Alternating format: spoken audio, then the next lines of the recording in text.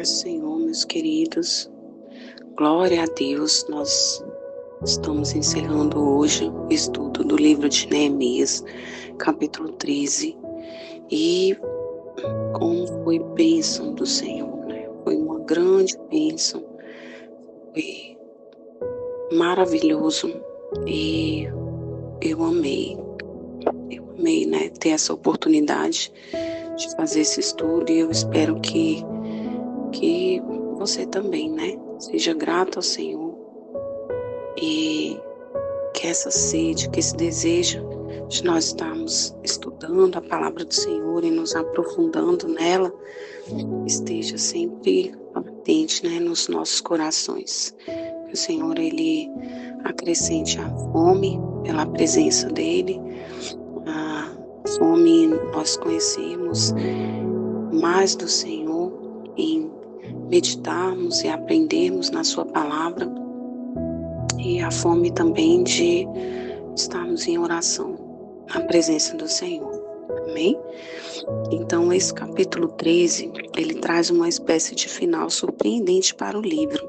A fim de entendê-lo, deve-se saber que entre os capítulos 12 e 13, Neemias retornou para a Pérsia.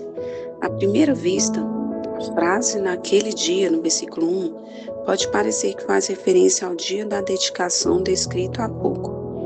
Mas os versículos 6 e 7 tornam isso impossível, assim como o versículo 10, o qual declara que naquele dia do capítulo 13, os levitas não estavam recebendo suas porções, apesar de que as tinham recebido na época da dedicação.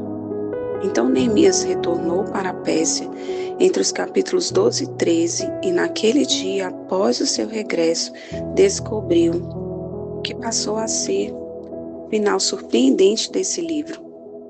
Aquele povo devoto e dedicado tinha tropeçado em tentação, caído em pecado e permanecia em desobediência. Esse capítulo lida com 5 problemas: os estrangeiros, o templo, os levitas, o sábado e o casamento.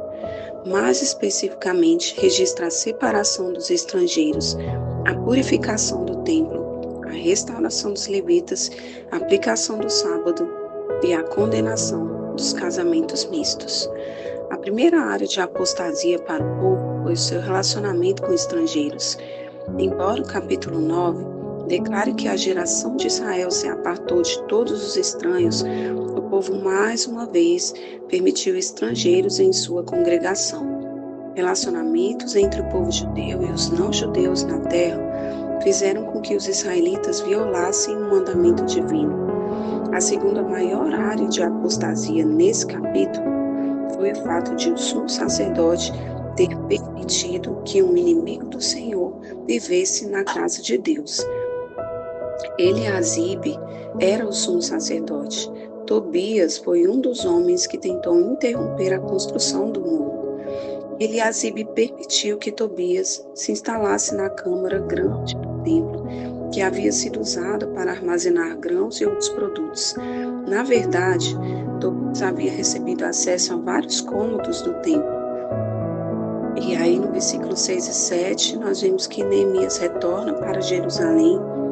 E quando Neemias retornou para Jerusalém, imediatamente iniciou as reformas. Ele removeu a mobília de Tobias da câmara e ordenou que ela fosse purificada. Após sua lavagem, limpeza e aspersão com sangue, a câmara foi mais uma vez ocupada com grãos e outros itens que haviam estado lá anteriormente. Versículo 10 e 11, ele faz referência ao termo contender, que é muito usado pelos profetas para se dirigirem a Deus e apresentarem a Ele um caso legal contra o seu povo errante. Neemias estava agindo como um profeta, levando ao Senhor um caso legal contra um apóstata. Ele contendeu por aquilo que era certo. Observe a pergunta que ele fez: por que se desamparou a casa de Deus? E aí lá no versículo 12 e 13 diz que então todo Judá trouxe os dízimos. As dádivas que deveriam ter sido entregues antes finalmente foram levadas para o templo. Neemias escolheu homens fiéis para a função de tesoureiros, para ter certeza de que a distribuição seria feita de forma justa. Normalmente, a oração é oferecida ao Senhor antes ou durante um acontecimento. No caso do versículo 14, a oração de Neemias seguiu suas beneficências. Neemias estava dizendo: o que eu fiz de acordo com a tua vontade. Agora, preserva-me e protege-me.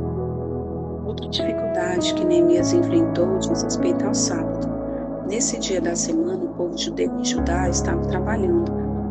As pessoas estavam comprando e vendendo mantimentos em Jerusalém. Tírios levavam peixe e outras mercadorias para serem vendidas tanto em Judá quanto em Jerusalém. E essas violações ao que declara Êxodo 20, do 8 a 11, e ao juramento do próprio povo que havia colocado suas transações comerciais à frente da obediência ao mandamento divino, segundo o qual aquele deveria ser dia de descanso. Lá no versículo 19 e 22, ele diz: ordenando eu, as portas se fecharam.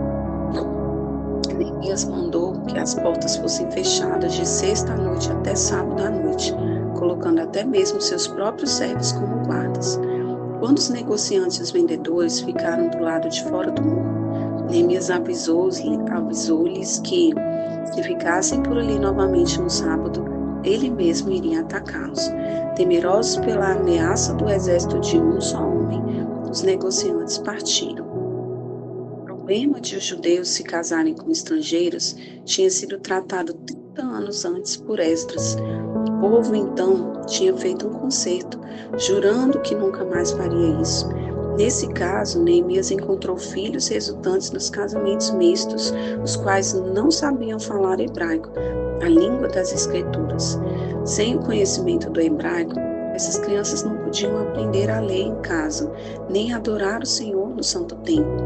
Os judeus estavam criando descendentes que não conheciam o Deus vivo, nem o adoravam.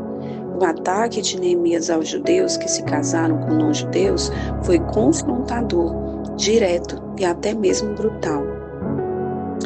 No versículo 25 ao 27 diz: contendi com eles e os amaldiçoei, e espanquei alguns deles e lhes arranquei os cabelos. É inquietante ler essa lista de verbos e imaginar a cena. Essas não foram as observações imparciais de alguém apresentando o seminário. Neemias usou tudo o que podia, inclusive suas mãos, para forçar a obediência à lei. E ele ainda diz, e os fiz jurar. Neemias os forçou a cumprir a vontade do Altíssimo nesse assunto. Afinal, esse foi no princípio o principal motivo que levou Israel ao cativeiro.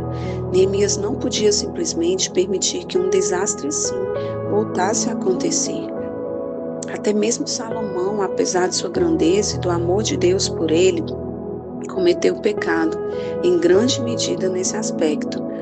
Como então, com as grandes lições do passado tão claras diante deles, os israelitas poderiam repetir essas transgressões?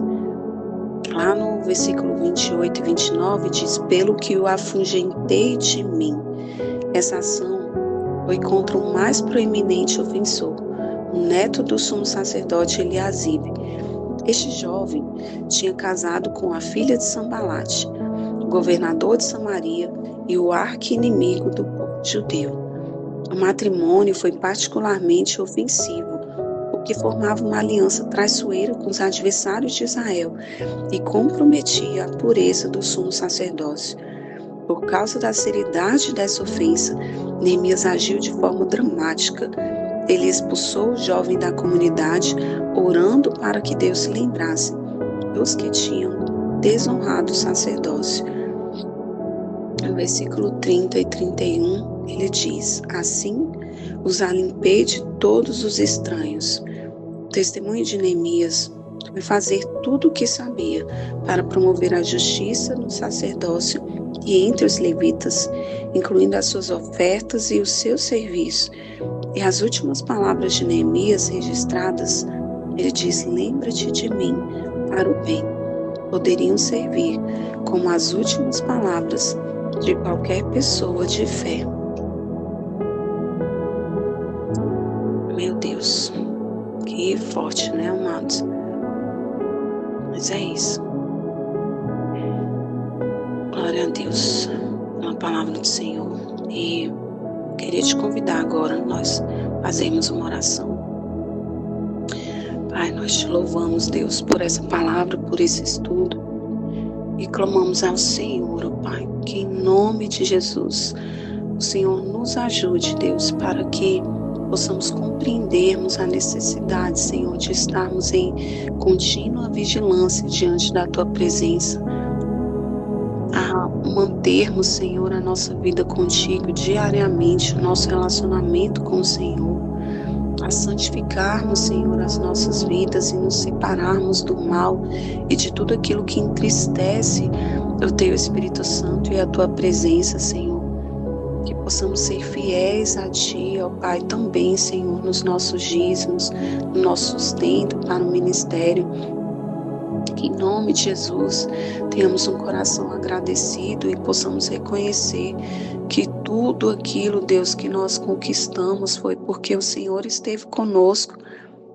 Que nós venhamos observarmos, Senhor, a importância de guardarmos o nosso dia do Senhor, de estarmos consagrando as nossas vidas, de termos o nosso tempo contigo, que possamos vigiarmos, Senhor, e tomarmos, Deus, um cuidado devido, Senhor, com o perigo, Senhor, de alianças erradas, ó Pai, assim como esse povo sofreu, ó Deus, e novamente, Senhor, fizeram alianças que não provinham do Senhor. Oh Deus, em nome de Jesus, nós clamamos a Ti, ó Pai, que o Senhor nos livre desse mal, ó Pai. Que o Senhor nos dê integridade diante da Tua presença, integridade, Senhor, de coração. Em nome de Jesus, que possamos ter uma vida de oração e consagração diante da Tua presença. E que possamos também, Deus, termos coragem para confrontar, Senhor, os nossos erros. E também, Deus, os erros dos nossos irmãos, quando virmos, Senhor, alguém se apartando, Senhor, da Tua palavra e caminhando, Deus, por caminhos errados. E que em nome de Jesus, Deus, o Senhor esteja nos direcionando, Senhor, e derramando do Teu amor e da Tua presença sobre nós. Senhor, clamamos mais uma vez, ó Deus, pela nossa nação, Pai. Que o Senhor tenha misericórdia, Deus, do nosso povo. Que o Senhor também, Deus, nos santifique, Senhor, em nome de Jesus. E que possamos desfazer todas as alianças, toda idolatria, Senhor, todas ideologias que não condizem, ó Pai, com a Tua palavra, com aquilo que o Senhor nos ensinou, ó Deus. Em nome de Jesus, liberta, Senhor, a nossa nação. Liberta, Senhor, o nosso povo, ó Pai. Clamamos ao Senhor, ó Deus, faça a Tua justiça, Senhor, em nosso meio.